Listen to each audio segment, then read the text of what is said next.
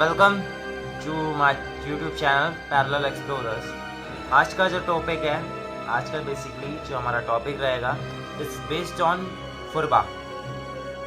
फुरबा के बारे में आप लोगों ने कई बार सुना होगा, या जिन लोगों ने नहीं सुना मैं आपको बता देता हूँ। फुरबा बेसिकली एक 3 साइडेड नाइफ को कहते हैं, जो कि तिब्बतन माइथोलॉजी में यूज़ करा जाता है for exorcism and spiritual practices.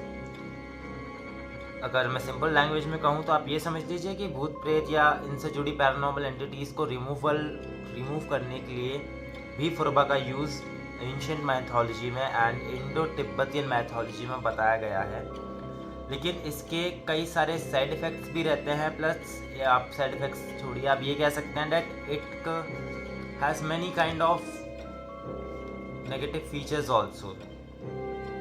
Phurba basically एक कैरियर माना जाता है इन इंडो तिब्बतियन मैथोलॉजी में एक्सॉर्सिज्म्स को।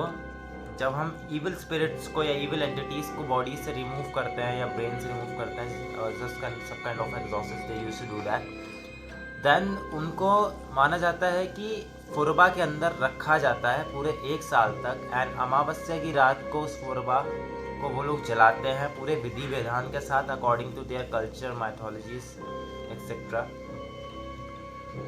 फुरबा आजकल तो बेसिकली अगर आप देखने जाओगे, if you want see that what kind of a phurbas look like, the copies are available on Flipkart, Amazon as well as Myntra also, and some kind of a thing. If you wanna see actual furba, you can visit your nearest monk, आप कह सकते हैं कि Tibet temple जो monk monastery जा सकते हैं आप basically. If you want see that how kind of a फुरबा what's look like, you can also visit to monk monastery. Okay, अब बात करते हैं दैट फुरबा कितना साल पुराना है या वज्र कीला। अलग अलग रिचुअल्स को, सम काइंड ऑफ एक्सॉर्सिज्म्स, जैसे मान लीजिए 3 साइडेड नाइफ है, जैसे राजा महाराजा यूज़ करा करते थे पुराने टाइम में एनिमीज़ के खिलाफ। आपने देखा होगा, मान लीजिए मेरे हाथ में अगर एक है नाइफ हो तो मैं ऐसे ही पकड़ूंगा, लेकिन फ़र्क इतना होता है दैट जो स्पिरिचुअल प्रेजेंस में हम लोग मानते हैं वो चीज़ उसके अकॉर्डिंग बहुत ज़्यादा नेगेटिवली हार्म करती है। बेसिकली मेडिटेशंस के यूज़ करते हैं मॉन्क मॉनेस्ट्री, लेकिन हमेशा याद रखिए कि कोई भी मॉन्क आपको उस फुरबा को कभी छूने नहीं देगा। आप दूर से उसे देख सकते हैं, कॉज वो एक हाईली नेगेटिव ऑब्जेक्ट भी माना जाता है अगर आप एक्सॉर्सिज्म्स में फुरबा का यूज़ कर रहे हैं to keep the evil entities and negative entities for their capturance and their survival. Okay, बात करते हैं फुरबा का आविष्कार कब हुआ था, कब बना था ये। 16th सेंचुरी में इंडो तिब्बतियन मॉन्क के द्वारा जब एक्सॉर्सिज्म परफॉर्म करा गया तो उन्होंने जो एंटिटी थी, यानी उस टाइम जो गर्ल पे, द पोजेस गर्ल पे जो एंटिटी थी, उन्होंने उनको रिमूव करके एक नाइफ में प्लॉट करा था। माना जाता है कि उस टाइम से लेके आज तक, आज 2024 चल रहा है, हम सब इतने एडवांस एंड वास्ट हो चुके हैं that we are not able to see that things. And ancient history के बारे में वैसे भी आज के टाइम में ज़्यादा लोग पढ़ते नहीं हैं, लेकिन अगर आप पढ़ोगे तो बेसिकली आपको बहुत एक अलग ही लेवल का एक नई चीज़ जानने को मिलेगी आपको हर बार हिस्ट्री के अंदर, विच इज़ प्रैक्टिकली भी प्रूव्ड है।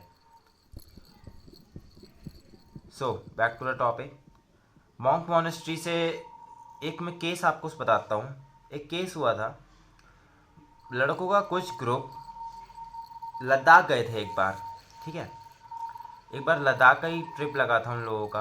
तो बेसिकली क्या रहता है, तो उनमें से एक लड़का था जिसका नाम था जय। जय ने बेसिकली क्या करा, मॉन्क मॉनेस्ट्री में वो लोग घूम रहे थे उस टाइम, तो उसने फुरबा देखा होगा। अब उसने मॉन्क से काफ़ी ज़्यादा जिद करी कि मुझे ये फुरबा चाहिए। मॉन्क ने साफ मना करा, कॉज उन्हें पता था कि इसके साथ नेगेटिव एंटिटीज़ हैं। उन्होंने उस बच्चे को भी बताया था, लेकिन लड़के बेसिकली गाइस क्या रहते हैं कि भाई एडवेंचर के चक्कर में ज़्यादातर गलतियां कर बैठते हैं।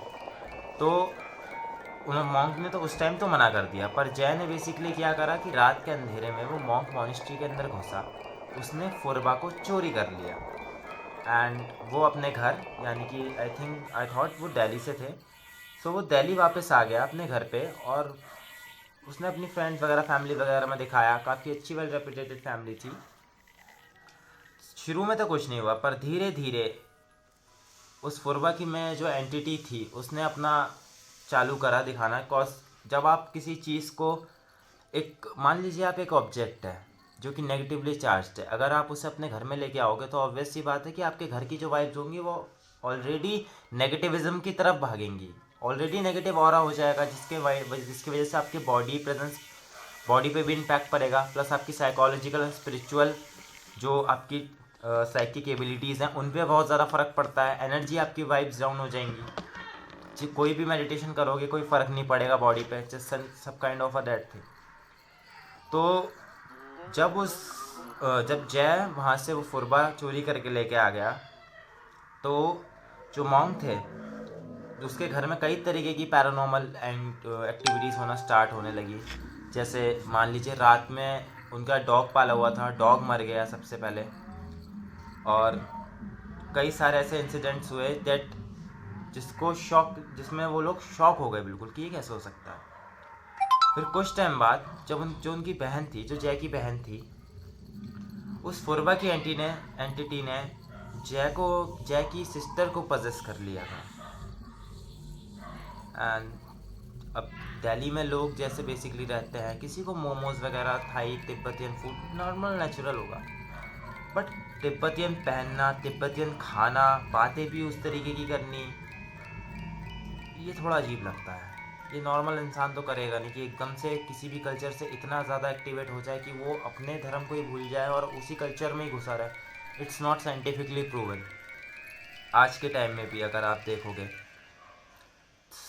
जब ये बात चल ही रही थी तो क्या हुआ, जय ने एक दिन उसकी जब बहन, एक तो उसकी बहन पोजेस हो चुकी थी, काफ़ी सारे पैरानॉर्मल एंटिटीज़ थी, उन लोग काफ़ी डर गए थे, तो उन्होंने क्या करा, एक मॉन्क को बुलाया। फिर जय ने उन मॉन्क के सामने पूरा सच बताया दैट मैंने इस फुरबा को चोरी करा था and this kind of entities हमारे घर में हो रही हैं, अभी भी एक्टिविटीज़ रहती हैं, हमारा नौकर भी मर चुका है और हमारा डॉग भी मर गया है, बहन की ऐसी हालत है, such kind of a negative impact. तो मॉन्क ने सबसे पहली बात तो उसको बहुत डांटा कि आप बिना परमिशन के कैसे लेके आ गए, ये कोई मॉन्क कैसे दे सकता है। उसने मॉन्क के सामने भी पहले जय ने झूठ बोला कि मुझे ये मॉन्क ने दिया था, जबकि वो उसने चोरी करा था वो उस फुरबे को। तो जब उसके बाद एग्जॉर्सिज्म्स परफॉर्म करे गए, तिब्बतियन और इंडो तिब्बतियन मैथोलॉजी में जिस तरीके से एग्जॉर्सिज्म्स का विधि विधान है, उसी चीज़ों को लेकर के उन लोगों ने रिचुअल्स परफॉर्म करे कई तरीके के। तब कहीं जाकर उसके अंदर जो एंटिटी थी वापस उसको उस फुरबा में दोबारा डाला गया एंड पूरी अमावस की रात को उस फुरबा को जला दिया गया ताकि वो एंटिटी रिलीज हो जाए और अपनी डायमेंशन में जा पाए। गाइस, इस स्टोरी का एक मॉरल है, पता है क्या, कि कभी भी even if you go to a new place, अगर आप कोई मॉन्क या कोई ऐसी जगह है, मोनेस्ट्री वगैरह या टेम्पल्स वगैरह, जहाँ आप लोगों को मना करा जाता है कि आप इस चीज़ों को मत छुए, तो वो आप कभी ना कभी ये भी सोचिए कि कुछ सोच समझ के ही लोग बोलते हैं। हर बार एक्साइटमेंट ठीक नहीं होती, कभी कभी ऐसे भयानक हादसे हो जाते हैं जो आपकी पूरी लाइफ आपको याद रहते हैं या डर में ले जाते हैं, आपकी लाइफ पे ऐसा इम्पैक्ट दे देंगे कि आप सोच भी नहीं सकते। हम पैरानॉर्मल इन्वेस्टिगेटर्स हमेशा एक बात बोलते हैं कि nobody can predict the paranormal. आप पैरानॉर्मल को कभी प्रेडिक्ट नहीं कर सकते कि आपके साथ साइड पे क्या हो जाए, इसकी कोई गारंटी नहीं रहती कि एक तो या तो फिजिकल हो जाए हमारे साथ या मेंटली हो जाए। हम हर तरीके से एट द एंड मान के चलिए कि हम डेंजर में ही काम करते हैं। मानते हैं कि शील्डिंग बेसिकली क्या रहती है, शील्ड हम इसलिए करते हैं खुद को ताकि एंटिटीज हम पास न डालें, पर कई बार हमारे हाथ में भी चीज़ें नहीं रहती। बहुत सी चीज़ें ऐसे हो जाती हैं जो हमारी खुद की लोअर वाइब्रेशंस को अटैक कर देती हैं, जिसकी हमें भी उम्मीद नहीं रहती कि हमें ये चीज़ यहाँ आकर हमें फेस करनी पड़ेगी and some kind of the thing हमारे साथ ये अभी भी होगा। सो ये थी एक छोटी सी वीडियो फुरबा पे। अगर if do like share subscribe guys, ज़्यादा से ज़्यादा शेयर करिए वीडियो को, लाइक करिए और ऐसी ही पैरानॉर्मल फैक्ट्स और वीडियोस के लिए मेरे चैनल को सब्सक्राइब करिएगा, parallel explorers, and keep sharing my channel. Like, share, subscribe. Thank you. Will meet soon.